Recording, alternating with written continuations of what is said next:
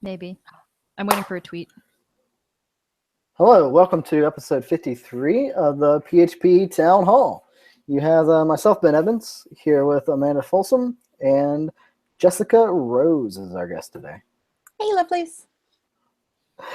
We were just discussing something. We're just going to kind of jump into this. We were discussing how the intro music needs to be updated for Amanda instead of Phil. I can be Phil. I figured we had a couple options, right? I'll just like pull it up in an audio editor and just blank out where it says Phil and just throw in like Amanda real quick. So like you got to be really into bikes and cider and turtles. I can do that. Like any specific type of turtle? He's got a red-eared slider, right? I have no idea. Yeah, pretty sure he is. No, I can be into turtles. I like turtles. I have 2 bikes sitting over here, which one's on a trainer. So I can be Phil. I'm much fatter than Phil, unfortunately, but I can pretend. Yeah, I call it a bubblehead lately because he's like super skinny with a big head. Well, and I don't. This is more bullying Phil than I thought would happen. Well, no, I mean he quit, so it's fair game. It is fair game, and he keeps breaking himself, so yeah. I feel like he needs a little tormenting. Need to kind of salt that wound a little bit. All right, let's should we jump right in? Yeah, let's jump into some stuff. First off, Jessica, who are you? What do you do? Favorite color? Shit like that. Jesus. Well, sorry, it's 1:30 in the morning here, so I'm fairly sure that I'm Jessica Rose. I was once asked my favorite color by someone in the customs and immigration section of an airport, and I just couldn't deal with that. I'm not sure grown-ups have favorite colors. And I'm not sure what they would have like checked up on. Is there like a wrong answer? Like, I don't know. Like, he was looking at the computer. Like, what was he? Is it like some MySpace page you had years ago? Like, like, how would they know? No. Yeah, I'm a contracting consultant in developer relations. I'm working with CrateDB and helping them. We've got an open source SQL database that's really good for machine data. So helping them reach some more developers with that. Nice. Okay. Founded, is it like cloud-based or is it installed or what's the... Oh, it's installed. Okay. Yeah. Sorry, I was about to be like, do whatever you want with it, but like, don't break it ideally. Ideally. If you can find a way to break it, email me and I'll send you some swag. All right. Is it like Mongo where it just doesn't save data and that's a feature, or is it like that would be broken? I'm not going to talk smack about Mongo because they're really nice too. We've put a lot of thought into how to minimize data loss. Although I think the whole rule about DevRel and databases is you're supposed to never say the words data and loss next to each other. Makes sense.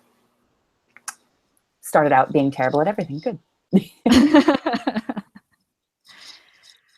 All right, so we can jump in and just kind of go through a little bit of DevRel, right? So I don't do DevRel, so I'm a little bit like outside in. Might ask some dumb questions, but both Amanda and Jessica do.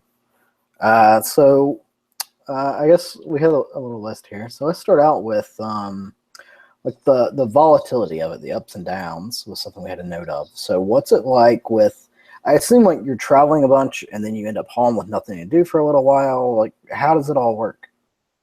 Yeah, there's kind of a few different flavors of it. So like every company kind of has their own spin on DevRel. In general, I sort of see it as a crazy Venn diagram of like product management, engineering, a little bit of sales, some marketing, some customer support. Like just you sit kind of somewhere in the middle of all that. So I mean, typically there's stuff to do. It's just it kind of depends on your organization, kind of depends on what you do in your downtime, at least in my experience.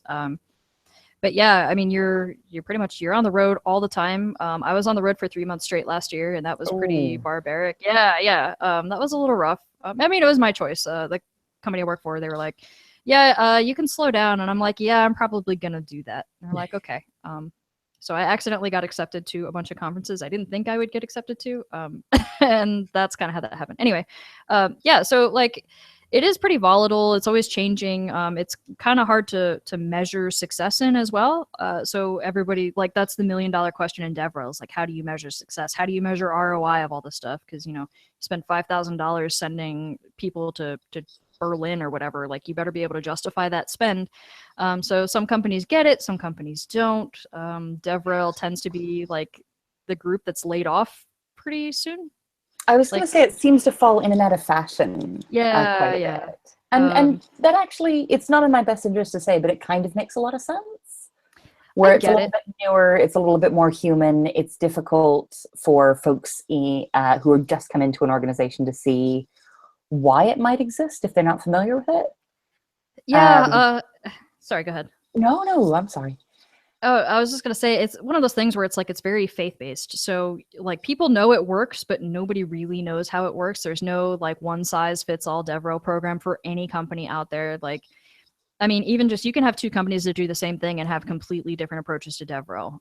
But like, you kind of need buy-in from everybody to make that work well, I think. I think as well that because it's newer, the distance from metrics or the challenging time finding metrics seems a lot newer. So working in traditional marketing or working in sales, the stuff, people who've been working in marketing for ages or people who've been working in sales for ages really want to say like, oh, you know what, this is really data driven. We're really making decisions on the numbers.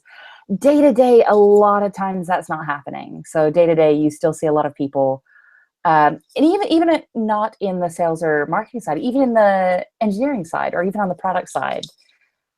So I was a linguist before I got into technology.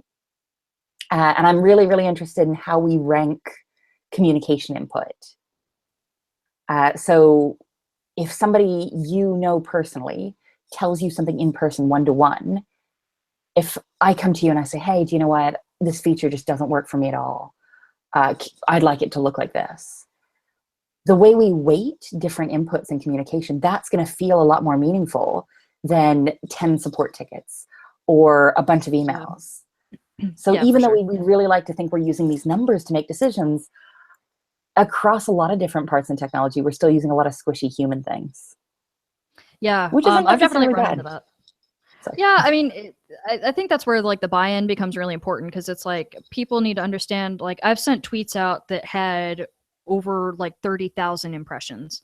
Like, it didn't get as many retweets, obviously, but it's like, that had a big impact. A lot of people saw that tweet, whereas some of the tweets, they only get like 20, but they might get more retweets than the other one did. So it's like, there's a lot of, yeah, fuzzy metrics that kind of go into that. It's like, well, this tweet did really, really well, but if you're only counting retweets, it didn't.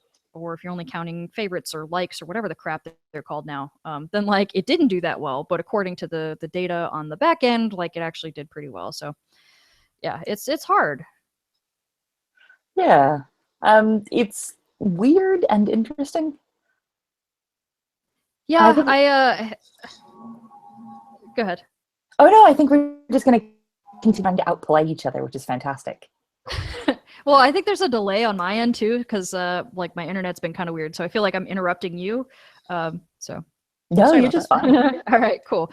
Yeah, no, I was just saying, like, yeah, I've done things like counting how many tickets I replied to or counting how many tweets I replied to, and ultimately, I don't think those things have the biggest impact. I would much rather look at how many people I engaged with versus how many tweets. Like, how many, like, there needs to be a way to weight the engagement. You know, is it, I helped this person fix a problem, or is it, this person said thank you to us and we just said, hey, you're welcome, like, thanks for using our product. And I don't think there's a really good scale for that just yet. But I think having that kind of measurement would be way more impactful in DevRel. There was, I'm going to be absolutely terrible and look this up. No worries. There was a wonderful speaker, not this year at London DevRelCon, but the year before, and I cannot find who it is. I believe it was a really fantastic lady from IBM speaking, and she was is it talking. Lorna? No, Lorna's just recently started, I think. Oh yeah, I guess that would have been. This was last year. I think Laura Cohen? I might be making a name, and I feel terrible. She's fantastic. Was talking about how you get these things, these activities you're working on that have firm metrics, but that a lot of time the value is in this sort of difficult to quantify warm fuzziness. Yeah. Yeah, no, that's a pretty big thing in DevRel is the fuzzy metrics. Like they're things that you can measure, but they're not necessarily the most impactful things. But if you need numbers, like those are the things you look at and kind of figure out what success means for your organization based on those numbers. But yeah, I mean, it just, there's really no way to measure a lot of those things. Like if I spend $20 to send somebody a t-shirt, we're probably not going to see that $20 come back. Sometimes they tweet about it. Sometimes we don't hear anything from them, but like, it's really hard to measure. It's expensive. You have no idea. Like You're going to get that money back. I was speaking to, oh dear, who was I speaking to? I was speaking to Phil, who's up at Neximo now, about metrics a while ago, because he's just fantastic about everything. I think it runs with being a Phil. Yep. And he was like, well, the thing to remember about numbers is it's fantastic to be able to show all of this. But don't forget that you're never going to talk someone in to like keeping your job around with numbers. Yeah. Which was fantastic. So for a long time, I was really build all these forms, build all this, build all that. But with Crate, it's been a lot of sort of getting a little bit more space to do what feels the most useful. Say, hey, let's go ahead and get some local user groups started for people. Hey, let's go ahead and spend the time and chat to people about what features they think are more valuable. Yeah, for sure. Going back to the whole volatility aspect of it, I feel like DevRel is the first thing to get cut. Like when people are like, yeah, we're spending a lot of money, DevRel is like, it's a big ticket item. I mean, you know, you're sending people all over the world to speak at events and, you know, paying salary, and it's hard to measure people up top. If they're not bought into it, they don't understand it. They're like, oh, well, you know, you spent $12,000 last quarter on airline fare. You know, why? What did we get out of that? It's like, well, we interacted with these people and these people are giving talks at this user group now. And to some higher ups, it's not very compelling. So I feel like it's really easy to lose your job in DevRel. Very, very easy to lose your job. When you look at how long people tend to stay in it, people are in a role for a year and a half, 2 years. And that doesn't feel too much different than the turnover in sort of high demand engineering roles. I think that's true. I mean, I feel like the shelf life is 12 to 18 months for people who do DevRel. It seems like I see people doing DevRel, and then 2 years down the line, it's like they're back to engineering or they're doing product management and things like that. Yeah, the turnover rate is really, really high. I know, like with a lot of my friends, at least, it's been, I know we said we didn't want to touch this, right? But burnout, it seems like burnout's really hard with DevRel. And I don't know if it's that the job's actually that demanding or if it's just a hard transition from engineering. But it seems pretty rampant. I think it could realistically be a bit of both. So, I mean, like for my travel schedule, it was just absolutely insane. And don't get me wrong, like I love what I do, but there are times, you know, I was towards the end of last year in October, I went from San Francisco to Berlin, was in Berlin for 3 days and then came back to San Francisco, was in San Francisco for a few days, and then went to London for a few days and then came back to San Francisco for a few days and then was in Amsterdam for a while. At least I got to stay in Amsterdam for, well, the Netherlands in general for about 2 weeks, but it was, bless you.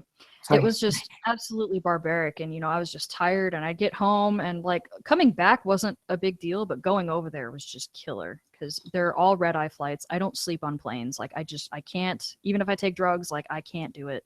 So I'm awake the entire time. And it's just, at least from my perspective, like that's really the worst part is just travel all the time. And then you're tired, but you have to pretend that you're not tired and you're just like super amped to be there. You love talking to people when in all actuality, you probably just want to go take a nap. So for me, like the travel got to be a bit challenging as well. And I don't know, I'll fess up. I'm not necessarily a very good adult anyway. Yeah. So like basic human things, I've never been fantastic at. I will fess up to that immediately. But I think the travel demands for DevRel mean that you've either got to be somebody who doesn't have a family, or be somebody who has someone else in your family really picking up a lot of your slack. Yeah. I agree. So my husband left his job and started being a house husband, which is absolutely the only reason I could get to conferences with clean clothes, not crying. Yeah, I have definitely run into that. I know people who have gotten divorced because of DevRel jobs. It's just they're never there. They're stressed out all the time, and it's just like the sad reality of it. And I think people in DevRel, like we all kind of know like that's a thing. We're all pretty cognizant of symptoms of burnout and things like that, so we all kind of stay on top of it. But yeah, I mean that's really the reality of it, is that you just get burnt out. And then if you're coming from like an engineering background, it's sort of strange, because now if you really love to write code, you don't always get the opportunity to write a ton of code. That was one of the things that I noticed, is that I still write code, but I write a lot less of it. And I'm less inclined to go work on my little dinky apps and like things like that after hours, just because I'm so tired. Yeah. Yeah, so I definitely have noticed that. Is that something you think like companies could do a better job with, or you think it's just kind of par for the course? I think the answer really kind of depends on your company. So some companies will definitely benefit from having DevRel people do a lot of code, especially if you're like an API as a service company. I'll pick on Twilio here because I freaking love them. But they incorporate Twilio into a lot of things. Their evangelism team is constantly creating little apps, doing live streams of coding and things that incorporate Twilio. Whereas I guess, well, I'll pick on a web hosting company. Like if you're a web hosting company, you don't necessarily need to be writing code as much as maybe documentation for here's how you deploy this thing using these utilities onto our service. So I think it kind of, it kind of depends. But and I think it gets more complex as well, because it also depends on the individuals in the role as well. So if you've got folks, I see a lot of people cycle back out when they say, oh, my engineering skills are really decaying. Yeah, that's something I think about all the time, is like I would have a hard time passing engineering interviews right now. I mean, it's something I could fix, certainly, but it's like if they wanted to drag and drop me into an engineering role, like there would be a ramp up period for sure. Yeah, but that's totally a thing. I see a lot of people make that career change. I see a lot of people get laid off, which is pretty unfortunate. That, like I said, DevRel's usually the first thing to go. But that's kind of a fun thing. I notice a lot of people talking about money in DevRel too, because everybody kind of expects that to happen at some point in time. It's like, oh yeah, I know that my job is kind of perpetually on the line, and I kind of need to always be hustling. So that's something that at least I'm kind of passionate about, is the whole money aspect of it. So I pretty much live in constant fear of losing my job, and especially living in the Bay Area, it's like I can't afford to really do that because it's very, very expensive. And so I try to kind of set myself up for some financial stability. Is part of that not just DevRel, but kind of compounding a very American mindset as well, the whole right to work thing? I think that's definitely part of it. Yeah, so I think this is an interesting topic, because for the most part with like American engineers, I see we don't do a good job of saving, or really like, how do I put it, appreciating that this is a high net worth job that might not always be that way. There are different bubbles in tech, and also there's more automation and more demand coming into the market. So I don't feel like we necessarily prepare for that most of the time. We think like, especially like I haven't been through the dot-com bubble. So me and my peers, we just think, oh, it's always going to be this great, but it might not be. No, and especially, I don't know if you've been keeping tabs on like the AI stuff that's going on, but people are trying to make machines that can kind of program themselves and can kind of teach themselves things. And I'm like, oh, hell, I'm going to be out of a job. Like, Great.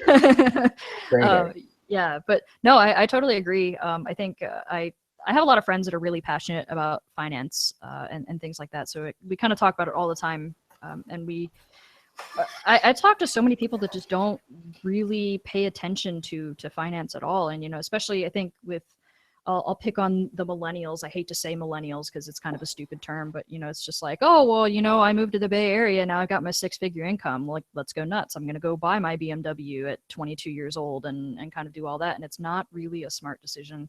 I talked to a lot of people that don't save for retirement. They don't save money at all. They just can't be bothered to deal with any of that. And I'm like, oh my gosh, like, how do you live? That would cause me so much anxiety if I was just like, yeah, I've got $5 in my checking account right now. It's like, I lived that life before and I don't want to go back to it. I don't know why people keep doing that, Aren't you a millennial? I totally am. But Okay. I think it's a stupid term. Like, Yeah. it just, I hate it as a label, I guess. Maybe I just hate labels. I think So it gets what's your take on that, Jessica? What do you see kind of in the European market? Do people take it more well, seriously? even past the European market. So one thing that really frustrated me a couple of years ago. So I went from working in tech and not being paid fantastically well to working in developer relations, which has actually been I've been really lucky. It's been really nice, and I think that yeah, there's really, when you look at the tech industry, both in Europe and the US, I think most anywhere. It's really two-tier with the same skill set. So you'll see people, my favorite example is we have ICT staff in schools here in the UK. Sorry, I don't have a British accent. I'm not native. But these are folks who build up the websites, they build and take care of the databases, they do all the hardware, they do all the networking. The skill set I've seen attached to folks who do this stuff day in, day out is like a junior full stack dev. And they get paid anywhere between 13 and 18,000 pounds a year. I know, right? But you also see folks who are developers working for nonprofits, or folks who are database administrators working for hospitals. So you see folks who have the exact same skill set, and really, I think, should be more welcomed as part of the tech community, who for us to say, oh, you know what, the money's fantastic. That used to fill me with rage back in the day. So these days I kind of think of the well-remunerated, well-recognized sort of tech folks, and then the folks who are doing the same thing, often in roles with the exact same title, who aren't really getting what they deserve. Yeah, no, I agree. It's really, really hard though, because on one hand you're like, hey, this is the perspective, everyone's perspective limited. Say, hey, this is the way things are right now for me and some of my peers. And it's really easy to go ahead and address that one. Oh yeah, it's totally a bubble thing. Like, there's like the Silicon Valley tech where it's like, yeah, I work for some swank startup. I make, $180,000 a year and I'm 20 years old. Like, there's like that whole mentality. And then there's like, yeah, I'm a DBA at some hospital and I make like 40 grand a year. Cool. I mean, they're doing the same exact work. It's just like different perspectives and kind of, yeah, I've heard people talk about it as like old tech versus new tech, whereas like the hipster startup scene is kind of like the new tech, and then there's like the dinosaur tech, and it's like people working in a basement like fixing mainframes and all that crap, and it's like it's literally the same work, but the disparity between the two is just like enormous. Yeah, I'm secretly, gently, maybe more than gently, uncomfortable with what you've sort of described as new tech. So for me, there being so much built on speculation and so much built on hype makes me, as a very old woman, terribly, terribly nervous. Like the whole, my heart stopping for 3 seconds every time someone says bubble. Yeah, I wonder. Yeah, it does eventually come back around too, right? Because I saw oh yeah, Cobalt. What was it? Cobalt Cowboys was a freelance firm that just staffs like COBOL for financial institutes, COBOL programmers. so much So money like, in that. for a while they didn't make much, and now they're just making like whatever they want because there's hardly any COBOL programmers left. Yeah, Cold Fusion people too. Like, they are Yeah. making bank. So right it's now. really interesting, like just the cycles in our industry of how, oh, this isn't cool anymore. It doesn't pay well, and then at some point it's not cool anymore, but it pays more. Yeah. That happened it's with weird. PHP. Like, PHP for a while was like that thing that you did and you'd be lucky to make like 25 Yeah. grand doing PHP. I remember at and- one point being Yeah. like, I should probably learn Ruby because that's what Yeah. pays well. And now it's like, well, everybody knows Ruby, you know? Yeah, so now you can find a ton of Ruby developers. Like PHP, once it started getting more traction and more development and releases started coming out, like it really, really took off. And then even for if you're not doing like a SaaS thing, you know, things like WordPress, there's a lot of e-commerce going on with PHP. I mean, hell, even Facebook and things like that. Yahoo, I think part of ask.com is also PHP. There's just so much of it. Some legacy stuff, but you see a lot of new stuff too, which is interesting. I don't expect to see a lot of like new COBOL being written, but There's some really fun. So I was talking to, I don't know if these are a thing in the US. I can only imagine that they are.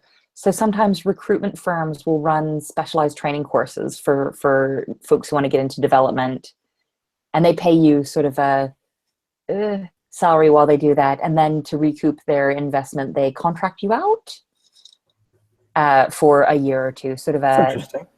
yeah. And I was just chatting to someone who's putting together a program like that for legacy languages that are in high demand.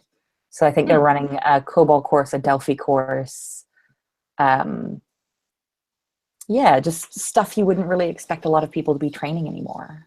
Yeah, that sounds like a pretty cool take on something else on our list was boot camps, right? So that's almost like Yeah. a boot camp that actually gets you paid. That's pretty cool. I've had some friends and acquaintances go through programs like that with very, very mixed results. So yeah, I have a lot of opinions on those, which are kind of find folks who've already done them and get their opinion as brutally as they can give it to you, both for boot camps and paid training programs. Yeah, I have a love-hate relationship with the boot camps. I have interviewed and even hired people who have come out of those programs. Some of them are great. Other times I've had candidates come to me and their resumes look great. They get a lot of polish on their resume. They're great at the phone screen. You have them come in and do, you know, a code challenge or something, and they're missing a chunk of the developer education that they need. And I think some of the boot camps do a great job with that, and others just leave enormous holes in the education that makes it really hard to actually be a developer. So just to get my biases out, my lovely house husband is actually off doing a boot camp at the moment. So he just started Monday. Hi, Matt. He better be in bed. It's like 2 a.m. But I was a linguist and a teacher before I got into tech, and I'm really gently suspicious of quite a bit of the boot camp buzz. I think a lot of what's problematic is you see people say like, oh, you know, I think the shortest time I've seen is like 12 weeks. In 12 weeks, you're going to be a JavaScript developer. And I think that leads to really unfair expectations for both people going through this program. Like, I've done this, aren't I done? That doesn't really reflect sort of the lifelong learning and the massive holes you're going to have in your skill set. Yeah. But also for employers, it's not very honest.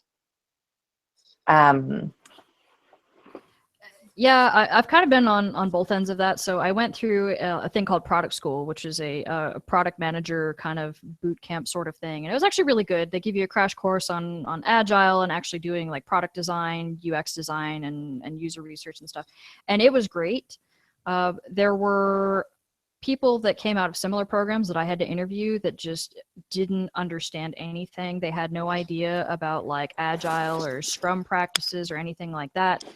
It's just like, I think if we could get the boot camps on the same page, then that would be a little helpful. And we could at least kind of, I don't want to say like there needs to be an accreditation or anything like that, but I think, you know, they kind of need to standardize some of these curriculums a little bit because the holes are just enormous.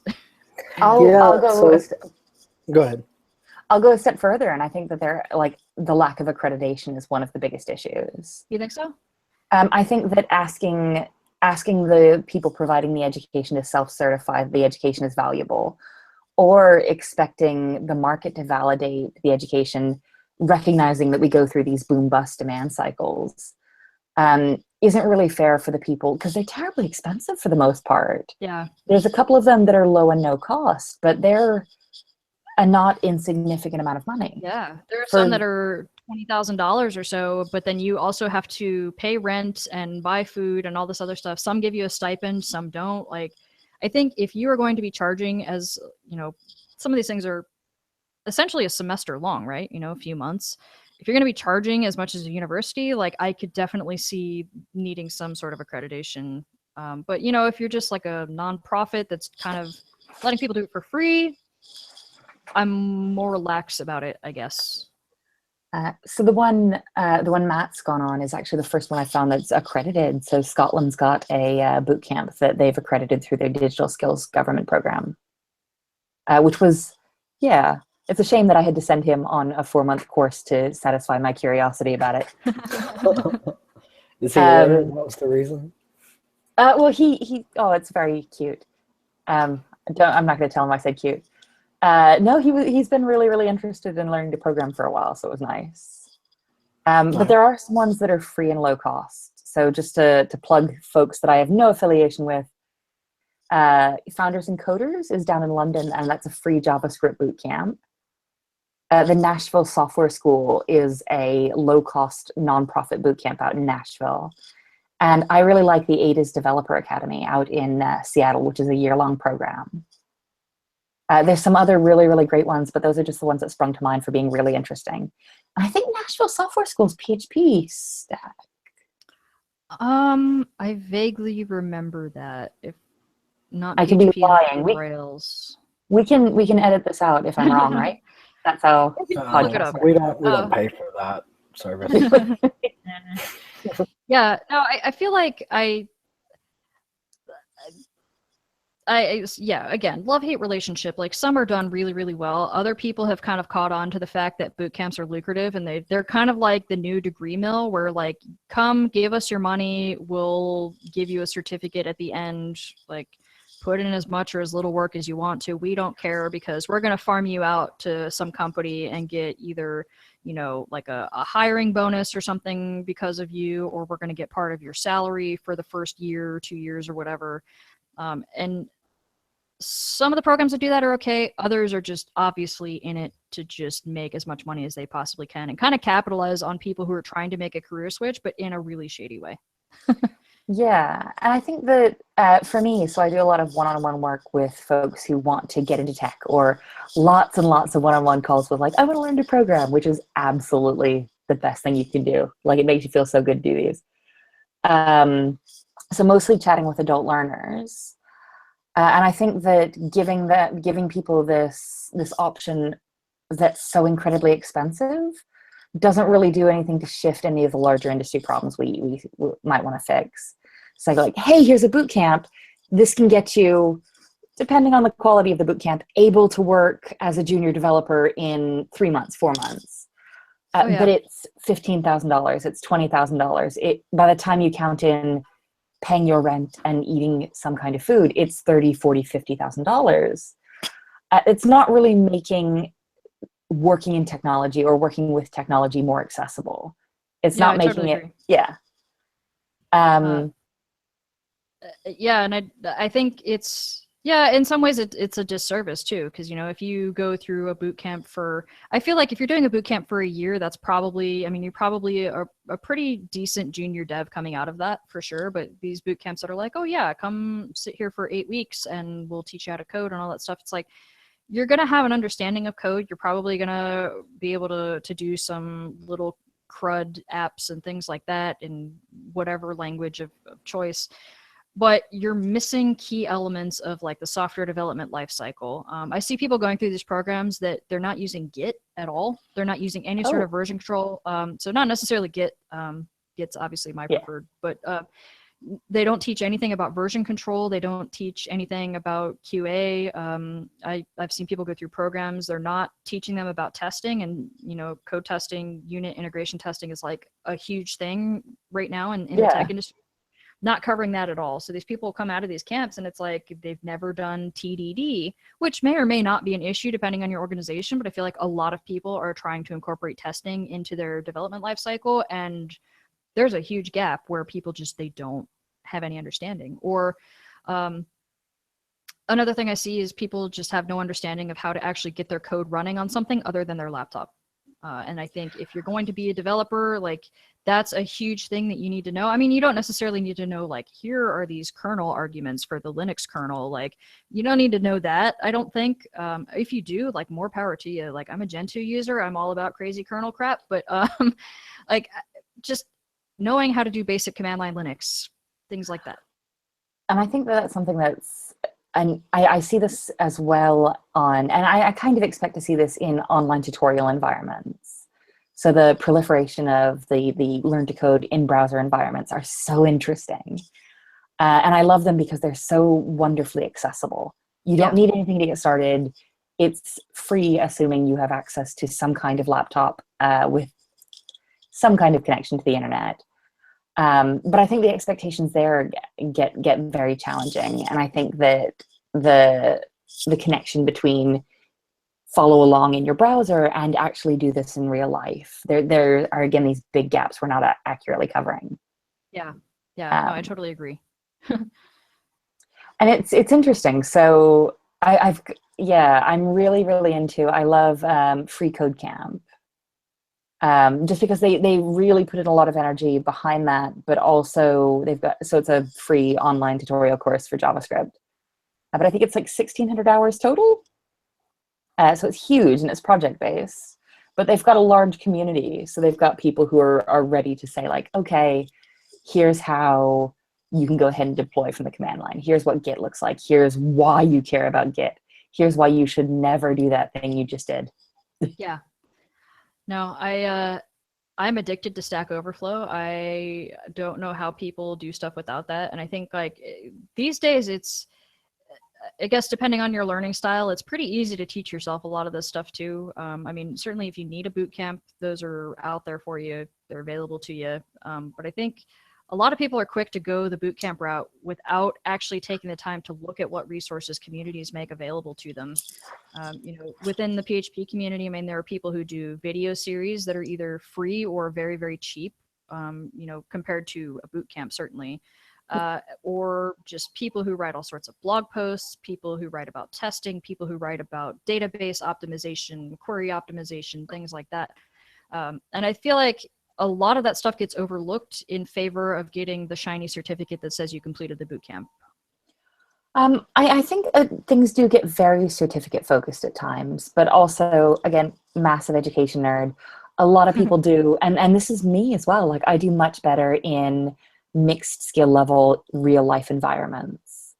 The ability to learn from a person who's right there while at the same time teaching your peers is really, really valuable for a lot of people in the way they learn. Yeah, it's sure. just a shame that it's a setup where it's actually quite expensive. And it gets really challenging as well because there are some fantastic technologists working in these kind of settings. And there's also some fantastic teachers. But the skill set, like developing the skill set to be a great programmer and the skill set to be a great teacher, you really don't see a lot of people who have had the sort of time and support to work at both of those skill sets.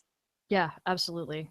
No, I'm with you on the certificate chasing. Like I got a master's degree. I know all about chasing the paper, but like I think it's without that accreditation or, some of these schools that don't have, or the boot camps rather, that don't have that sort of recognition, like they're selling you this piece of paper that doesn't, I don't want to say it doesn't mean anything, but it doesn't have as much weight as like, oh, you got a CS degree or, whatever, So I think it'd be really helpful for people that like don't know where to start, because think about how would you start learning how to develop like a React site from zero knowledge. There's so many hoops you have to jump through, so much base knowledge before you can even do something.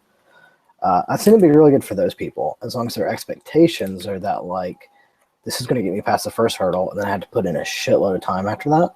For the people that think I'm going to do this boot camp and then I'm going to get a job, I hadn't seen that work out too well for most people. I see it work out for people who that do like mobile development boot camps. I see a lot of people come out of those that get jobs very, very quickly. I try to, so I'm a big fan of Treehouse personally. Like I try to turn people onto Treehouse because it's relatively cheap You still have the certificate program if you want it, if you need something like that. But if you decide that you are not interested in creating React apps, you can easily switch to learning how to do PHP. And they're great about assuming you know absolutely nothing. So if you do know something, you can jump into the more advanced things. If you don't know anything at all, they have like this giant start here section that's just like, here's how to set up a development environment on your computer. Are you running Windows? Are you running, OS X? Are you running Linux? Like, here's how you do all this stuff. And I feel like it's much, much cheaper, but also it's less of a risk, right? So you're not stuck in Treehouse for 8 weeks or 6 months or however long. It's like you can try it, you can get a feel for it. If you decide like this is terrible, I don't want to do this, then you're not out 20 grand. So Yeah, so I recommend. Go ahead, Jessica. No, I keep cutting you off. I recommend a lot of people to Udacity. I've never done Okay. Treehouse, but I've done some Udacity stuff, and I've had people under me that have, and they have really good material. So it's like if you're already fairly driven, you just don't know how to direct that for the most part. You can do something like that where it's kind of at your own pace, but you're learning a curriculum, and it seems to work pretty well.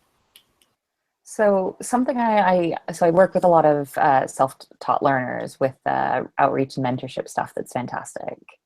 The learners are fantastic. I'm mediocre. But one thing I see again and again is that if the self-taught talent doesn't really look like what employers expect technical talent to look like, there can be a lot of challenges.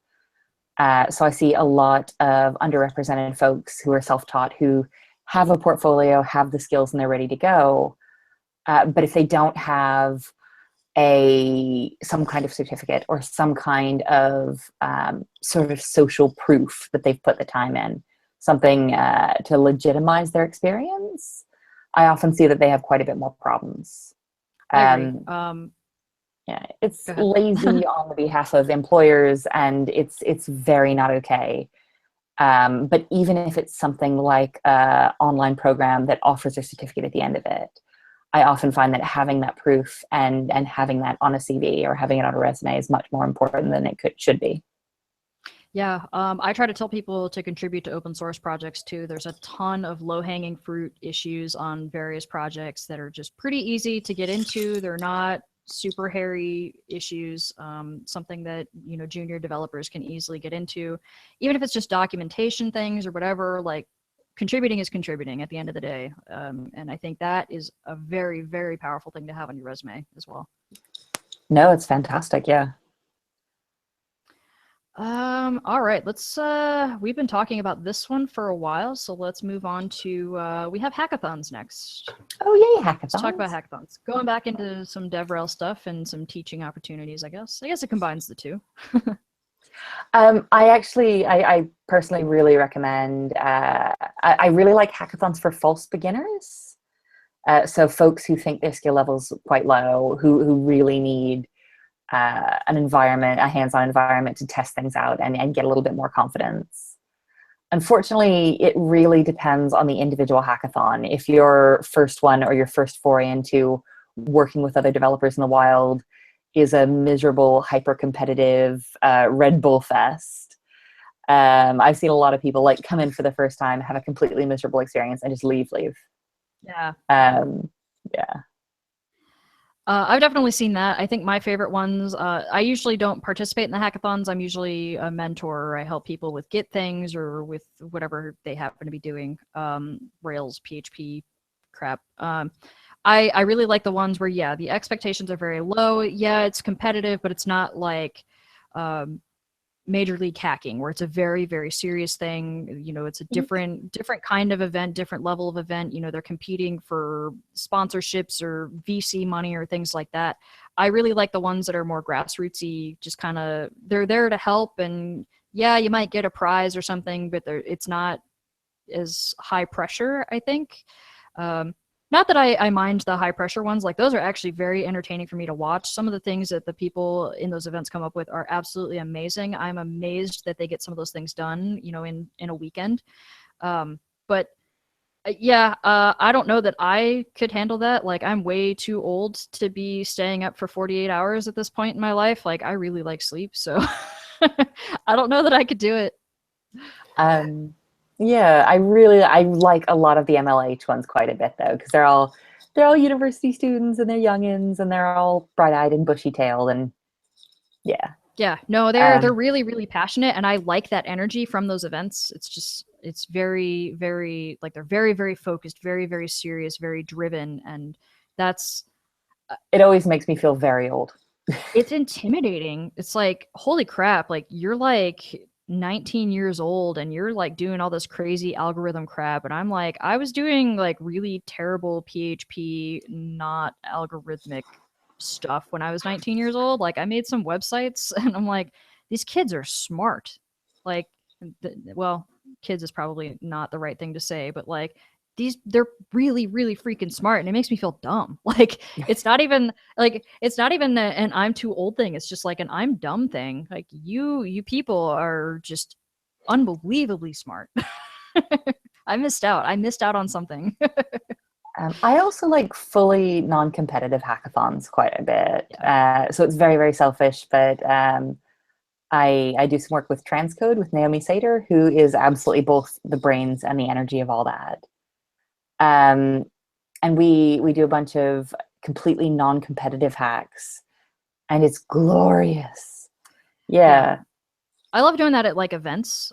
So going to a conference, I think Laracon's probably my favorite place to do it at because I'll just tweet out like, "Hey, we're meeting under the stairs to go bang out some code," and like 50 people will show up if you use like the Laracon hashtag. So that's happened like the last 2 years now. I'll probably do it again this year. So yeah, if you're going to That's Laracon, let's fantastic. hack under the stairs. Yeah, so I love just like the impromptu people getting together, working on code. There's no competition whatsoever. It's just there were some guys working on like an e-commerce app, and someone walked down, like overheard them talking about a problem that they were having with their platform that they were trying to build, and was like, "Oh yeah, I ran into that. Here's what I did." And the guys turned around and they were like, "Holy crap! Like we didn't even think of that." So it's just like people helping each other out, sort of like not really a hackathon as much as like a hack session. I love that. Like I live for that. I'll get on Skype calls with friends sometimes and just or hangouts whatever and be like, yeah, I'm working on this like really crappy PHP thing. Like come watch me be an idiot and like laugh at my mistakes, please. I freaking love that. I learned so much from those. So much from those.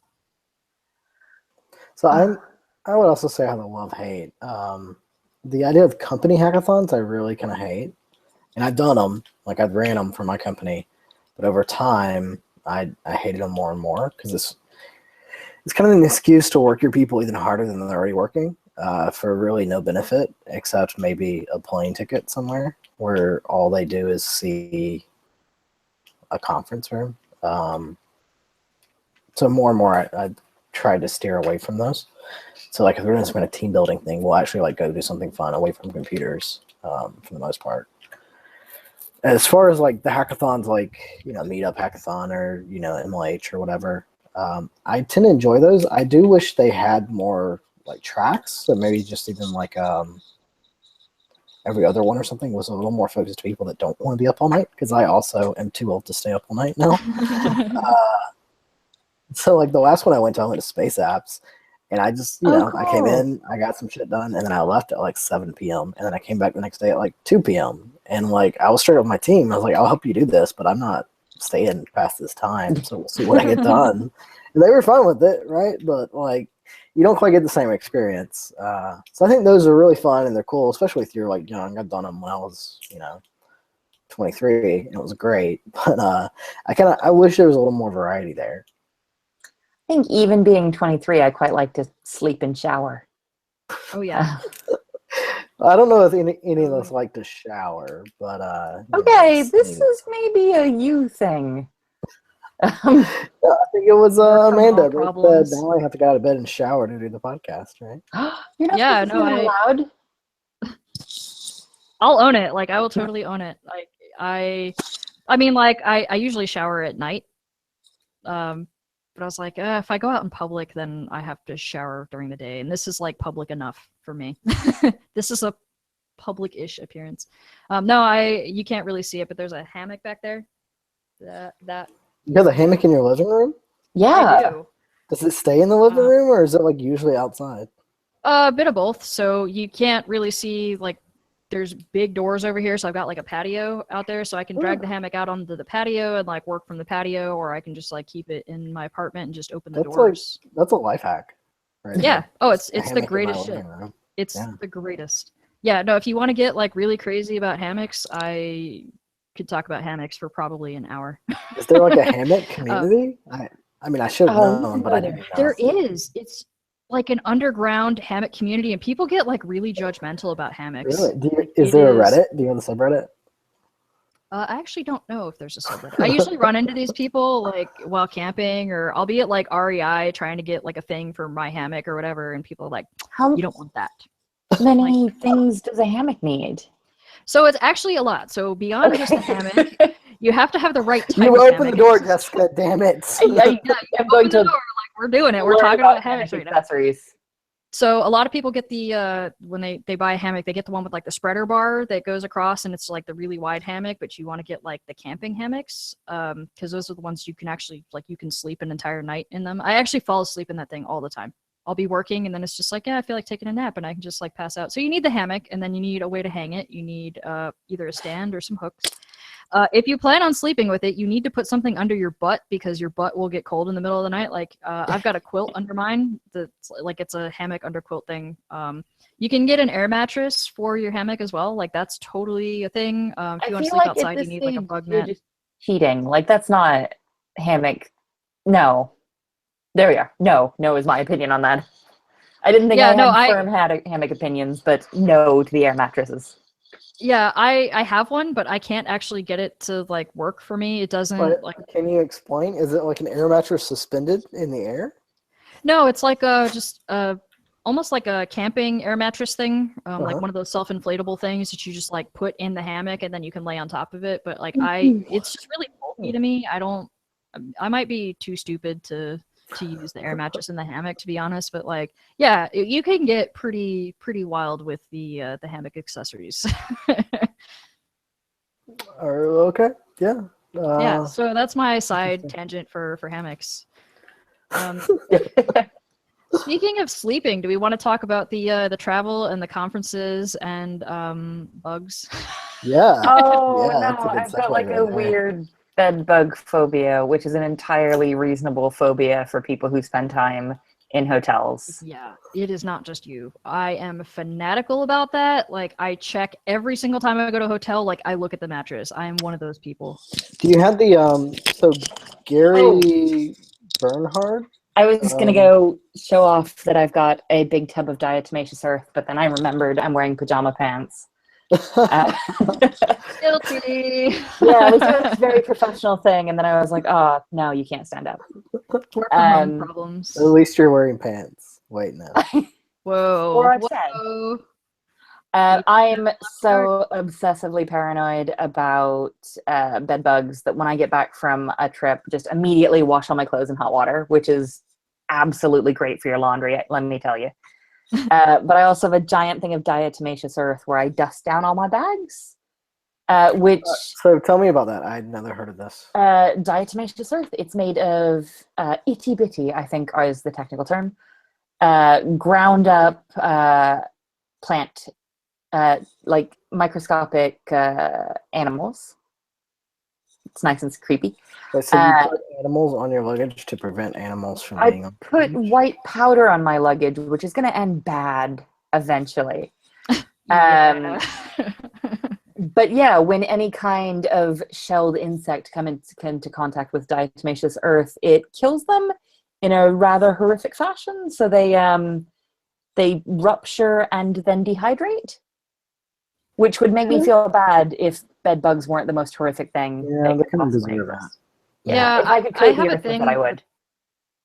I have a thing with bugs. So like for the most part, I will leave bugs alone if they're in my house, unless it's something like a roach or a bed bug, or if I know it's a poisonous spider. Like I'm one of those people where it's like, if it's a spider and it's just hanging out, we're good. I don't have an issue.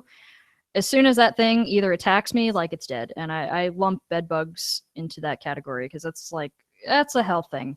Like spider, probably not going to bother me too much, but bed Like, I haven't had a problem yet, but I really like my flat and I don't want to move, and I would move to the moon.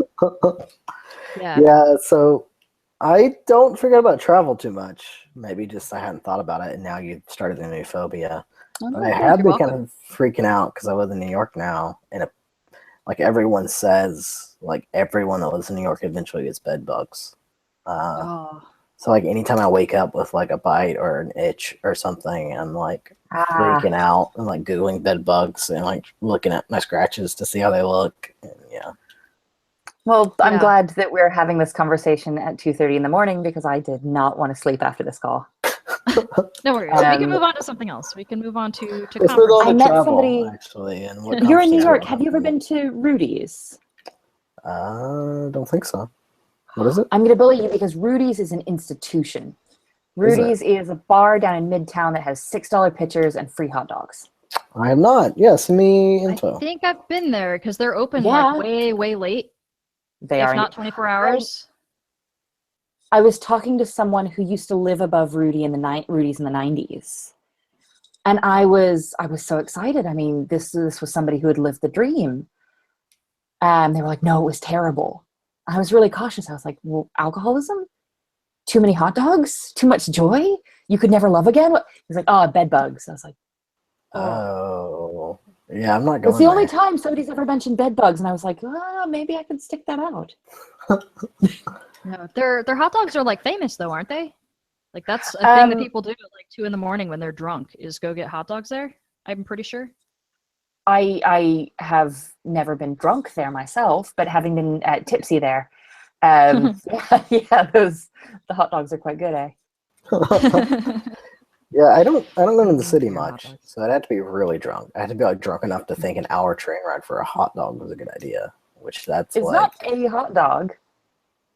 It's what as is many it? drunk hot dogs as you want, Okay. Yeah, which is it's two. the buffet style, right? No, they bring them to you. You just like, can I Okay, have then I some might be beer? thinking of Also, something can I else. have a hot dog? Okay. So Yeah. there's a bar in the neighborhood that's like free pizza with every beer. And it's kind of like Oh, that, right? awesome. And it's a like a personal pizza. So they're like, "What kind of pizza do you Oh want crap. with your beer?" And they just bring you a fucking pizza. So it's interesting. New York is really cementing itself as a quite good city in this call. Yeah, I like it. It's fun. Um, All right, so travel. What's Travel. everyone got coming up for travel and conferences? Oh Lord. So I have OSCON on my list. I've got PHP Tech coming up as well. I think it froze. Oh, we're good. Never mind. Yeah, OSCON, PHP Tech. I will also be at Laracon. I'm going on the Coder cruise as well, so Oh, I will cool. see people on Ooh. the cruise ship, and we can talk nerdy to each other. And that's really it for me for now. So you Yeah. have to hit me up when you're here for a Oricon because I don't have a ticket, but I plan to do like after party drinking. Oh yeah, for sure. So, For sure. Yeah, no, there's like a list of people that are like, you need to talk to me when we're gonna meet. yeah. Like, all right. I feel like So- I need to stay for a week after Laracon in order to catch up. You should. Anyway, That's go a good ahead. plan. Do that. I'll be joining you for OSCON, and rather pleased with myself for getting to speak at that one. And then Awesome. heading off to Voxed Athens, which is very exciting. But next Wednesday, I'm going to be in Amsterdam for the Drupal dinner, which looks really laid back. Like any excuse to get to Amsterdam is a good excuse. Yeah, earlier when we were talking about DevRel being really challenging, it's difficult because it is. You are tired. It is difficult. It is a lot of effort. But this is kind of the life I wanted when I was 14. I just casually said, "Oh, I'll be in Amsterdam next Wednesday," and I think it's easy to overlook how fantastic that is. Like Yeah, our jobs it's involve. something. I don't travel as much as y'all do, right? But I do travel a good bit. So it's stressful, like prepping for talks and traveling and whatever. But I do try to like stop every now and then and be like, I just hit like 3 cities in a month or two. Like, this is actually like a really privileged life that like I know people that haven't seen 3 cities outside of where they live, I know people that have never left the state that they were born in, and I'm like, yeah, I'm gonna be in Amsterdam this week, and then next week I'm gonna be in London, and I'll be in Paris a few weeks after that. No, I think so. Like real talk, a lot of people look at it and they're like, oh, it must be so hard. You get paid to travel and see the world on someone else's dime, and it's like, well, that's true, but you also sacrifice a lot in order to do it. So I think we talked about how you pretty much you can't have a family, or you need to have a family that is very, very understanding of what you do, or maybe you even have the capital to bring your family with you on some of these trips. I know people who do that, but like you can't really have pets. Relationships are very, very hard. You spend a lot of money on an apartment that you're never in, things like that. So like it's great. It's a great lifestyle, but it's not without its downsides either. I always try and balance it where I was like, I'm so lucky and so tired. Yes, exactly. It's like, oh yeah, Yeah. you got to be in, so actually I just had one of these where I had to do a meetup here in San Francisco, and then I had to be in Denver the next day to do a meetup that day. But I also had a meeting with some people at 11 in the morning. So I had to take the 6 a.m. flight from Denver. And I was up for probably like 16, 17 hours that day. It was pretty rough. Oh, you don't fly on Yeah. planes. You don't sleep on planes. I don't sleep on planes. Oh. Yeah, so that was a little hard. Getting up at 2 o'clock in the morning to make my flight. Yeah. So, Oh, sleeping on planes. I'm also at DevRelCon Tokyo in awesome. July, which I'm pretty chuffed about. I Nice. used to live in Japan, so it's a great excuse to go back and see how bad my Japanese has gotten. Japan's Nice. amazing. That's cool. Yeah. I love Japan. So I have Lone Star in Dallas coming up like next Oh, that's weekend. gonna be so My good. god, I gotta work on my talk more. What's your talk? I'm getting two. One is more than just a hammer, so it's about like how to use other languages along with your PHP projects, like Ooh. when you should, how they interact, things like that. I'm getting another one. I don't remember which one it is. But I've given it before, so I'm not. That one doesn't go to the top of the list. The more than just a hammer is my first time giving it. So, then the next one after that is PHP Day in Verona. Oh wow, Uh, nice. the week after That's that. going to be terrible, Verona. Oh, no. I've never been to no. Italy, so I'm super excited to go. So I'm gonna fly into Rome, spend a few days there, and then train up to Verona, spend a few days there. Nice. I might try to like scooch over to Venice for a day. We'll see. Yeah, that's it coming up. I just got accepted to PHP South Africa in Cape Town this year, so that'll be Nice, awesome. Nice. I did it in Joburg last year. It was great. It's actually like one of my favorite conferences ever. I've heard that So from a I'm lot of pretty people who've excited. been. It's wild, right? Because the conference isn't like extravagant or amazing or anything. It's one track. But I usually prefer one track conferences just because I feel like you get to connect with people a little better. But the people there were just really fucking amazing. Everyone's kind of like, it didn't feel as rushed as a lot of the U.S. conferences, and they just like really appreciated the opportunities to program. Because it like, how do I put it? Like here, a lot of people take it for granted. Like, oh yeah, I'm a programmer, whatever. But there, it's like they had a lot of economic issues, so it legit changes lives. So it was really interesting. It was cool. For folks who really, really want to get to conferences or want to do a little bit of travel where your employer is not backing you, is not paying for your travel. When I was independent and paying my own way quite a bit more, I really liked the website. It's Travel Pirates in the US or Holiday Pirates in the UK. And if you're listening told to me this, about this, and I'm totally addicted to forgot that. about it. Yeah. And they're sort of lucky dip. They just post whatever deals they find. Nice. But they've got a really active community. So if you tell them something within reason, like, hi, I need to be in Belgium in July, what can you do? They'll often find you things. Wow. Yeah. Oh, are y'all looking at it right now and be like, oh, I could Yeah, I just pulled it up actually. Yeah. Yeah. That's awesome. For any of you listening at home, I strongly recommend not looking at this on your phone if you've been drinking. Oh no. Unless unless you have a very, very understanding travel partner. Oh, is it going to be like 20 connections, or is it expensive? No, but I like from personal experience, the whole like, hey, we're going to Istanbul next week, is a hard sell. By the way, I got drunk and booked us some flights. Hope Tipsy. that's okay. Yeah, no, that's something I would do. I used to do that when I was freelancing. I'd be like, you know what, I'm gonna go to Germany this week. Like, why not? And it didn't exist at the time, but my favorite site for just like random flights is Hitmonk because Yeah, I do some. probably a bit more expensive than what you're talking about, but I get a lot of just relatively cheap flights.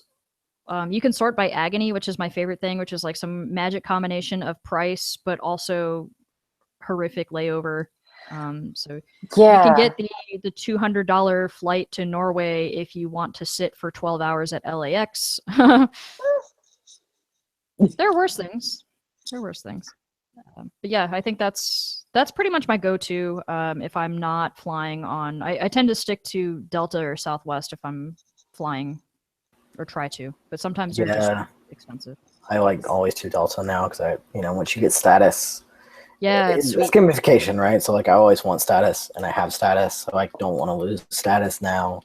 And it's like, yeah, it's $100, but I'll get all these miles, or $100 more. It's just a horrible cycle, and I know like I'm just their puppet, but I still do it. Yeah, so. You got to get into that million miler club, because then you that retain your sounds status. Amazing, but also depressing. So. I know people who do it, man. Like they got their status like way back when, and now they don't have to fly as much, but they still have pretty legit status. Oh, yeah, one day. So right? both of you One do day. quite a bit of travel. What is the worst airport in your estimation? LAX. Oh, that's weird because you pronounce Heathrow completely different than I would.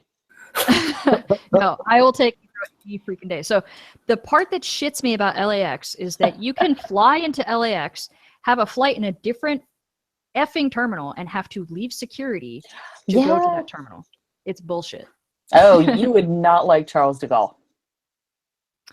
I don't remember having issues there. Did you just gray out from rage? Because that happens to me sometimes. Maybe, or I didn't have to leave. Maybe my flights were in the same terminal and I didn't have that weird experience. For anyone listening who's looking for someplace in Europe to visit, Birmingham airport's fantastic, and it's like 10 minutes on the train to town. Also the finest city in the UK. That is Edinburgh. Naturally. It's the one I hate the most is probably one no one's been to, but my company is headquartered out of Alabama. So Montgomery, Alabama airport is like my least favorite in the world. My mom has rage about that one. Yeah, it's MGM's the airport code, airport codes, but it's they just really don't give a fuck about like times. But to go anywhere from MGM, you have to either jump through Dallas or you hop through Atlanta. And so times actually fucking matter when you have connections. Yeah. But they don't understand that. So and it's a little puddle jumper, so it's just a really shitty flight in general. I've been to Montgomery a bunch of times and was completely unaware that they had an airport.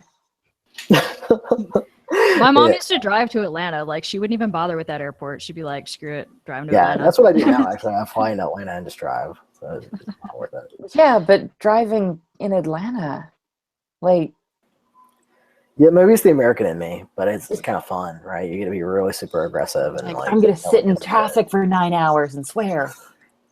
Yeah, well, I mean, I do that at home. I don't have to be in traffic. I have mini rage about Atlanta, like the airport, because I'll fly in on Delta and usually have to switch between terminals, which is kind of irritating if I have a really tight connection. And sometimes the little train thing breaks down, and you have to take a bus or something. And my main issue with Atlanta specifically is that it's always freaking hot, and the lines for food are just stupidly long. They have not figured out the food situation. The food is my favorite thing about Atlanta, just because there's so many like good, shitty Southern food options that remind me of like my childhood. It's like I fly in and I can get Chick-fil-A or Crystals. There's a Zaxby's in there now. Oh my god! And they have TGI Fridays. Like if I want to go upscale. Yeah, so like the food options are great, but you're gonna wait a while at least. Yeah. I tend to fly in during peak hours, so I find that I am waiting a long freaking time. Apparently, Cal has noticed the giant pile of T-shirts that's behind me. Yes, Cal, those are T-shirts. All of them are from conferences. Oh my god! Seriously? Yeah. You can say no. I do now. I'm very, very selective about the T-shirts that I take. there was a while where like everybody was giving out t-shirts and it's just like, yeah, here, come take a t-shirt. So I got like a ton of them. Now I really only grab t-shirts from companies that I really, really like, or if it's like a really cool t-shirt design or something. There are a few that I collect. I collect like Heroku t-shirts because they usually do like a unique design per event. But yeah, that's my pile of t-shirts. Yeah. All right. So we have a And- couple of things left on the list, but I do want to be aware, Jessica. I know it's pretty late for you. You have a few Yeah. more minutes in you, or you? Wanna I've wrap got this up? up to 10 more minutes. If I Okay. start crying, y'all can just cut the feed, right? Yeah, totally. We'll edit for that. Like- at least. We'll edit out the crying. Or you can put on like the dog mask thing or whatever that I had earlier. Then no one will Oh, know. the Google effects. Oh, okay. Yeah, let's do it. They're going away. We have to use them while we can. I know, we have to use them all we can. Is this part of yeah, everything becoming Snapchat? Because I'm getting real tired of that too. So, oh yeah, I don't understand Snapchat. Like, I Well, I guess good I'm not news. hip It's the or same with as Facebook now and Instagram and everything Snapchat. chat. Yeah, no, I don't understand. I have friends who use Snapchat and they send me like little videos and I'm like, why couldn't you just text this to me? Like, it's not a lewd picture, so I don't know why you can't just text it. Apparently, it's not been for boobs for some time. Yeah, no, like people post legitimate things and I'm like, I know Snapchat is like the thing that you send pictures of your dong on. Like, I don't know what else people do with Snapchat. Oh, that's fantastic. That's wonderful. The monocle. Yeah, it kind of completes it. Arr. Yeah. All right. So the next topic, now that we've covered dicks on Snapchat, is our parents thinking we're awesome because of the internet celebrity and probably travel, right? So, like, what kind of funny stories do you have? My mother thinks it's amazing that I have been on podcasts before. Like she's pretty excited about that. I You should don't know. I've totally had send her a link of this. Be like, hey, yeah, I should be like, hi, mom and dad. No, my dad follows me on Twitter and stuff too, Oh, and that's so cute. it's hilarious. It's adorable. Yeah, actually, he tweeted at me 56 minutes ago, apparently. But yeah, so like they follow me on social media, they talk about me, tell their friends, and I'm like, y'all don't know that I'm secretly a tech loser, but we'll pretend that I'm like famous. We'll pretend. Yeah. Let's see what. So the town hall is slightly vulgar for those that don't fucking know, right? And we drink a lot and we cuss a lot and we talk about Snapchat tits. But my parents are super religious. You know, they're from Alabama and they're very like, you know, all that entails. And then one day they just mentioned like, oh yeah, we've been watching your podcast. And they're so excited about it. And I'm just horrified, just like fucking horrified. So I'm like, I don't know what I've said. Oh God. Hi, mom and dad. I don't send pictures of my dick on Snapchat. Oh, like Yeah, my no, no, go ahead. Go ahead. my folks growing up, so they were very very into travel. So my grandparents raised me, and they're just fantastic, completely bonkers people.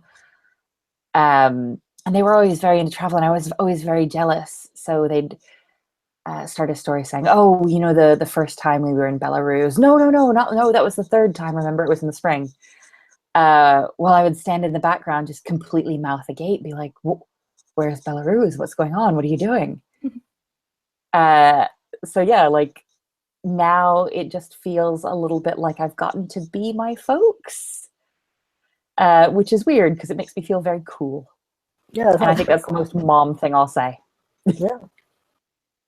Yeah, my parents travel a lot. They one's in the military, one is former military. So like they did the traveling thing early on. My dad did consulting for a while. My mom still travels all the time. So they're more like, how the hell do you do it? Like they got it out of their system early, and like they kind of have a love-hate relationship with travel. So they're like, yeah, we don't know how you managed to do that for several years. I don't know if you Yeah. heard that. I think they're doing a boat race outside, so there's lots of air horns right now. I didn't hear it. Sorry for- I've been Okay, hearing a that's lot awesome. because I'm on the flight path to LGA, so you can probably hear that plane. I don't know. I have SFO in Oakland, so Nice. you might hear those.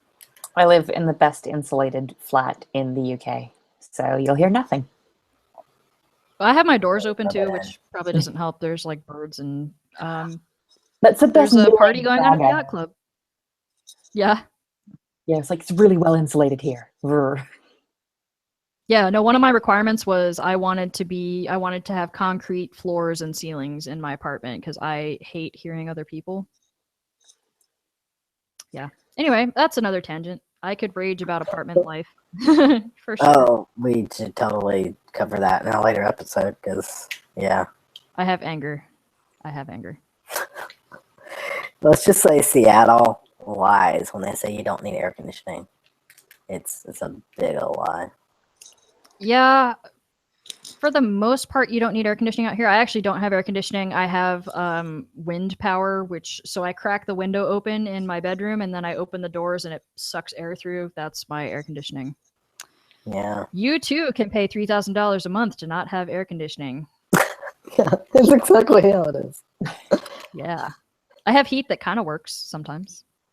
Oh, If God. I am on the knife edge of still being able to be awake and chirpy and competent, if I dropped off, would you guys get to continue to chat we and be have lovely? one more topic. Oh, okay. Which I think we can cover completely fine without you, Jessica. So if Okay. you want to, Unless you have strong opinions. I'm so sorry that I'm barely lucid at this point. Yeah. that could be really interesting. No. I think me from the past thought that being awake 1 to 3 a.m. would be very fun, and me at 3 Regret's real. a.m. realizes that I'm actually a bit older than I thought I was. Yep, that struggle is real. Yeah, if you want to pop off, we can I totally... will, with my terrible apologies to everyone. It's all good. Thank you totally so much understand. for joining. Thank you so much for having me. Great. Yeah, glad we finally got to sit down and chat about this stuff. And yeah, I'll chat to you at OSCON, and then I'll see you probably to drag you to Rudy's fairly soon. Definitely. All right. Have a good night. Get some rest. All right. Great See night. ya. Night. All right. So the last topic we have is the best one. So I'm going to make a drink Elephant in for the room. this. I think you should probably do the same. Oh, drinks. Okay. I can do drinks. All right. Let's take a drink break. Do All we right. have like hold music? Hold on. I've got something on my iTunes. It's probably gangster rap, but let's see. Can it be Gangster's Paradise, please? We could make that happen. Hold on. Yes. It's going to be the worst for people on iTunes. All right. I'm gonna turn my camera off and get booze so people don't see my frog pajama pants. That's what the people came for. Oh, totally. I mean, that's why I'm here, is to wear frog pajama pants. All right. BRB. All right.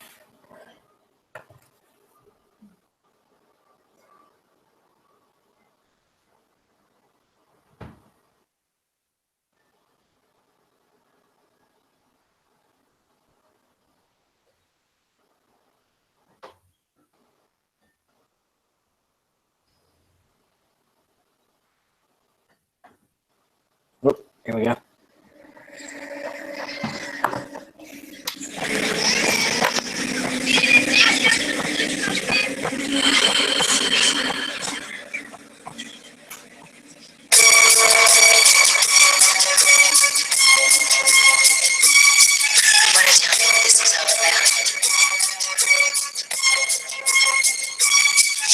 As I walk through the valley of the shadow of death, I take a look at my life and realize there's nothing left. Cause I've been blasting and laughing so long that even my mama thinks that my mind is gone. But I ain't never crossed a man that didn't deserve it. Me be treated like a punk, you know that's unheard of. You better watch how you're talking and where you're walking, or you and your homies might be lying to chalk. I really hate the trip, but I gotta low. As they croak, I see myself in the pistol smoke. Boom. I'm the kind of G the little homies wanna be like, on my knees in the night, saying prayers in the street light.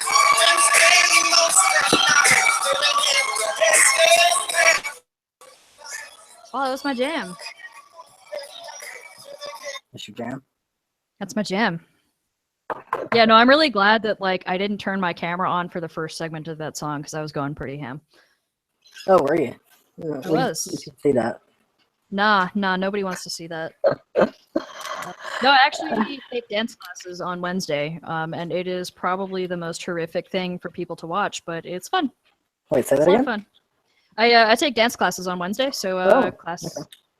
What kind of canceled dance? today. So actually jazz funk, which is really more of like it's basically hip hop dancing almost. Like it's not like jazz funk is a very misleading name for that. Okay. So I go and I get my grind on. Nice. As you do. Nice. Yeah. Get I do get that your all the twerk time. on. Totally. Oh yeah, twerking. I was twerking to Let It Go the other day because I was drunk, and that's what you do when you're drunk. How do you even twerk to let it go? Step 1, drink a lot of alcohol. Step 2, just start twerking and hope that you're in time with the beat. All right. Okay. Gotta get your twerk on. What is your beverage of choice? Gin and tonic. I wasn't Like- feeling particularly fancy, but I have the chai spiced ale, Blue Moon. Nice. How is that? I haven't had that one. I don't remember, so I will tell you. Was that also from the twerking night? It was not. No, it's not Okay. bad. Yeah. It's pretty good. I had some, what's it called? Red herring or something? Some shitty British beer that Phil brought over. But, yeah, figures more the gin night. That's fair. That's fair. All right, so we have a doozy of a topic that we are going to get into, and that is why we have alcohol. So we have to talk about one PHP thing, right? It is, after all, the PHP Town Hall. Yeah, it's a town unintentionally hall rhymed. between two people against the PHP community. All right. Yeah. So for people who have been paying attention to Twitter, which is probably most of you since you're here, and that's probably how you get here.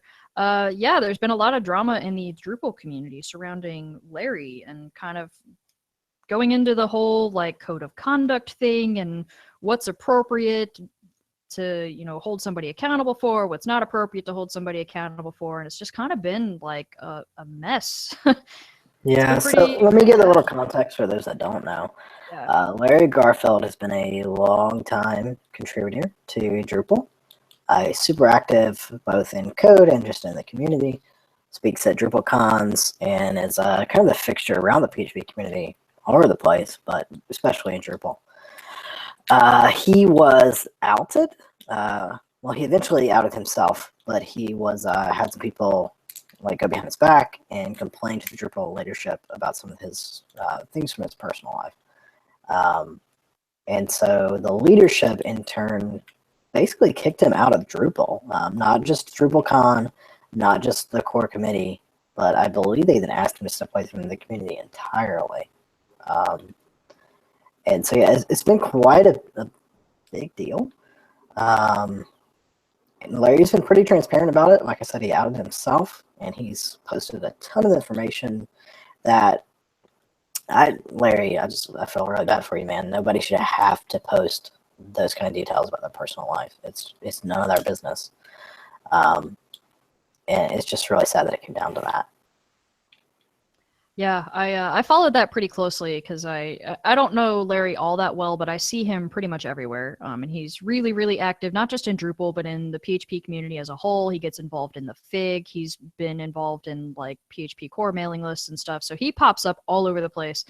And like my perception of him is that he's just like a really nice dude who's always willing to help people. He does a lot to promote people, especially people who are, you know, in various states of underprivileged or underrepresented in tech. I mean, just women in particular. And some of the things that he was involved in, I guess the concern was that it meant that he was anti-women. And I find that so unbelievably hard to fathom, to be perfectly honest with you, because that's just not what I've seen from him at all. Yeah, so like just to be clear, 'cause it's all out there anyway. He's involved in Gorian culture, which is like an offshoot or a subculture of BDSM. And so the thing that I guess is controversial about it is they role play dominant and submissive kind of to a next level extent, even more than traditional BDSM, at least from like what I've read and what people have said. So that's kind of where the trouble came in. But Larry has since came out.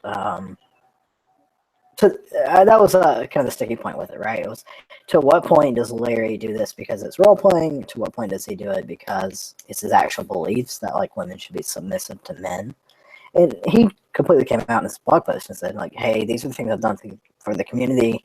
You haven't seen that acted out in the way I've handled myself in the community, and this is just a role play for me." And I think it's super transparent and completely legitimate in my opinion, because everything I've seen from Larry has been very respectful towards women, especially like in the FIG. He's been one of the people standing up for women and for diversity and code of conduct in the FIG against, some very loud dejectors of that.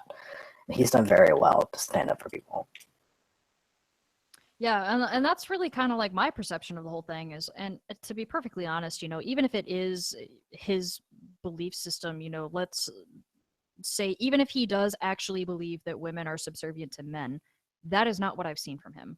Like in the community and all of his interactions with not just within the Drupal community, but within PHP and just from him in general. I mean, like even following him on Twitter, you never see any sort of evidence of that. So I feel like at what point does that even matter? Even if he does think that, is he acting on that? Is he actively promoting that within the community? And the answer, at least from my perspective, is no. So I don't understand why this has become such a big deal, why he was asked to step down from the things that he's involved in just because of and I believe the forum, or at least one of the forum posts in question was like 10 years old or something. So why does it was like matter? 10 years old on a private forum for that lifestyle, right? I think there's a lot of lost in translation there, because it's very easy to go into something that's kind of a closed community and not understand just you don't have to get a lot of context when you post in something like that, because everyone there already knows the context. You don't have to say something and then justify it. You can just say something.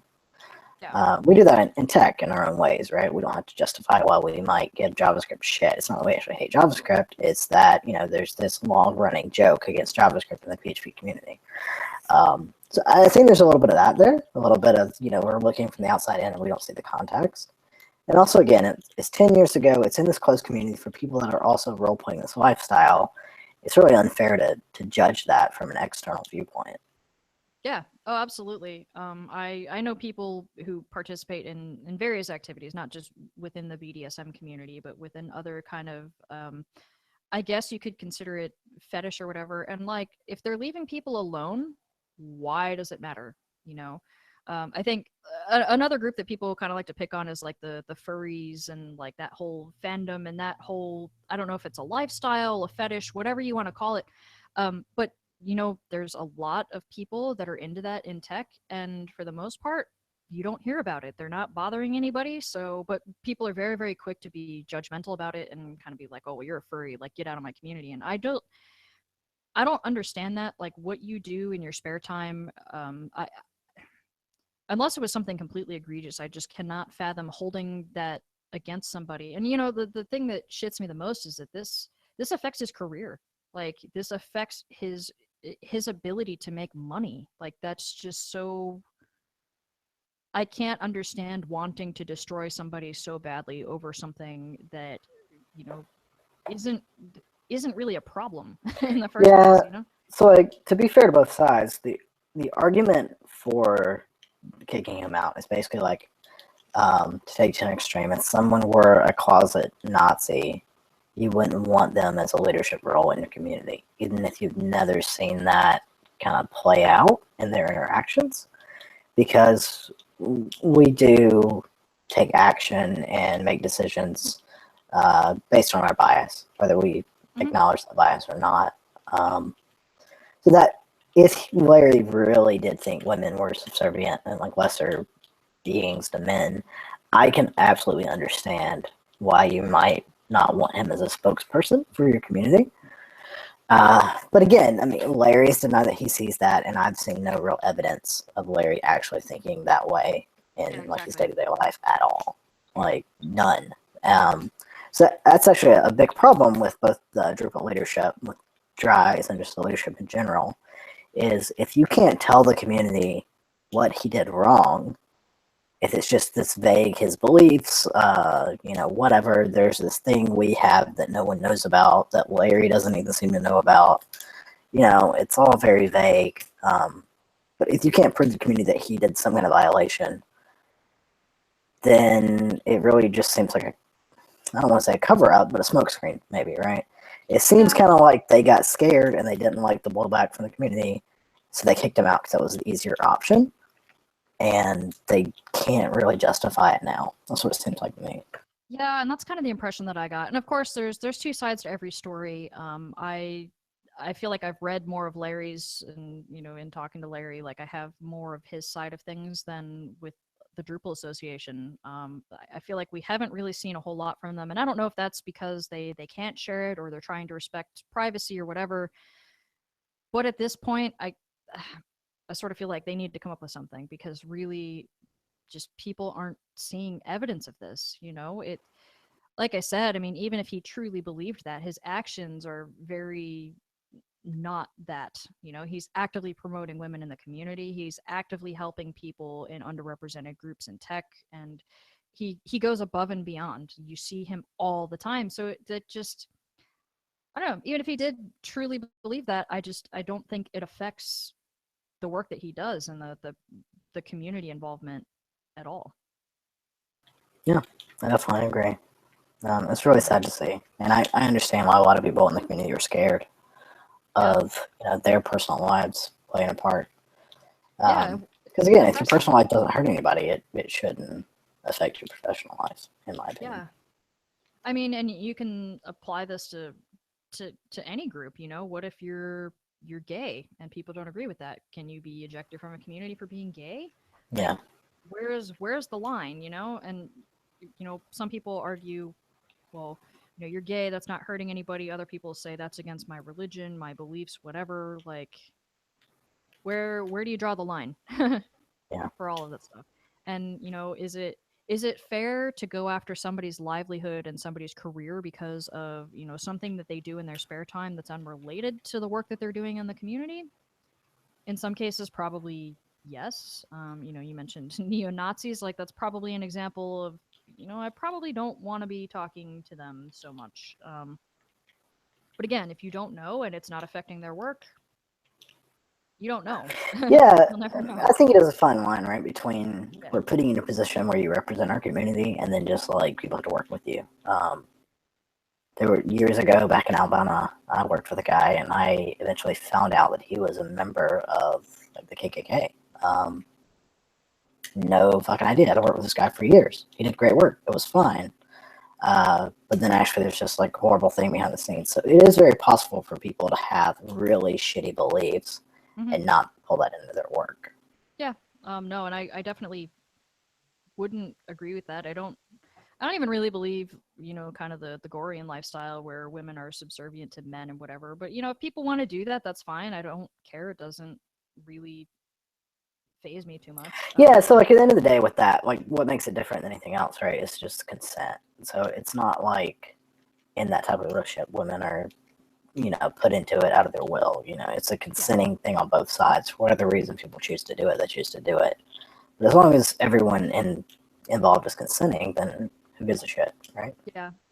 And I think in cases of racism, I mean, like you said, you might actually never know. And, they might go out of their way to try not to be biased in the workplace, because, it's a professional setting and you can believe what you want to believe. But at the end of the day, you got to get paychecks so that you can, put food on your table and stuff. So people, it would not surprise me if people were just sucking it up and, not sharing their beliefs. And I don't necessarily agree with that belief system, but if it's not affecting your work and I don't know about it, then, I really can't, I can't say much about it. So yeah, that whole situation was just very, very unfortunate. Um, Yeah, so I think where we're basically ending up is just, everybody show Larry some support and understanding at least. You know, like you said, there are two sides to every story. So there could be more we don't know. But from all the evidence we have, which actions speak louder than thoughts, he's a stand-up member of the community, and he's going through a really Yeah. fucking hard time. So Yeah, no, it's really, really unfortunate. So hopefully that gets resolved relatively soon. I think the Drupal Association's feeling a little bit of pressure. yeah, I community. saw DrupalConfessions.com. I think it was came out today, Yeah, and it's like some very high-level people in Drupal are basically threatening to fork if the association doesn't, explain themselves. So I think that's really good to see. Regardless of the outcome, it's really awesome when a community stands up for itself. yeah. And to Larry's credit, he's been very, very open about how he doesn't want Drupal to be hurt by this. He wants the best for the project. He's taken the high road, and that's been really great to see from him. So, like, in a way, it kind of sucks that this is getting so much attention because I'm sure that's really not what he would want. But I'm honestly really glad to see, yeah, like you said, they're standing up for themselves. They're saying this isn't right. We're not going to tolerate this, and I feel like that's what they should be doing. Yeah, agreed. It's end of the day, it's good to see. It's really good to see a community, rally around its own. Yeah, I mean, you never want to see that, but I Yeah. like that they're standing up for their own. They're saying like, hey, we don't even necessarily, like on the Drupal Confessions page, it's like this isn't necessarily pro Larry or pro Larry's beliefs. It's just the belief that you can do whatever you want in your spare time, and that's separate from your community contributions. Was kind of Yeah. the takeaway from that, and I definitely support that. Absolutely. Totally. All right. So that was our big scary Our topic rant. of the night. Is Yeah. there anything else you want to cover? No, I think that was pretty much the list. Yeah. Cool. Okay. I want to say you just kind of sickening me, like how bright and sunny it looks out your window. So Yeah, it's we're supposed to get some thunderstorms here soon, so it got really cloudy all of a sudden, but yeah, the sun will set here in probably an hour. disgusting. All right. It's been fun. If you want to hang on, I'm probably gonna tweet out the link for people to join, but it's up to you. But yeah, Let's do it. it's great to finally get our second episode under our Yeah. belt. Shooting for more consistency. Hopefully no more health issues or Yeah. work things. Yeah, hopefully. Dying is not fun. Highly recommend you not die. Did you die? So I had this really weird like heart and lung thing. So there was fluid around my heart and my lungs, and Oh shit. yeah, so they were thinking it was myocarditis, which is like a really, really serious thing. But I'm really not convinced it's that. I got a second opinion, and they were like, "Yeah, we could see why they thought that, but we're not really sure." So I don't know. Nobody knows what's going on. But anyway, myocarditis kills people. It's kind of Oh wow. yeah. A lot of people with that end up on heart transplant lists and all sorts of fun shit. So hoping it's not that. Seems fine now. Think we're good. Are they still testing or? Yeah. I go in every 2 weeks to Oh, get wow. random things done. Yeah. Well, best of luck there. Yeah, that seems to be fine. I Sounds mean, good. it seems to kind of fix itself. So Okay. Well, I'm glad you're back. I am too. Yeah. Hopefully we'll stay back. Yeah, let's call it. All right, cool. All right, later, everyone. Catch you next time. Sounds good.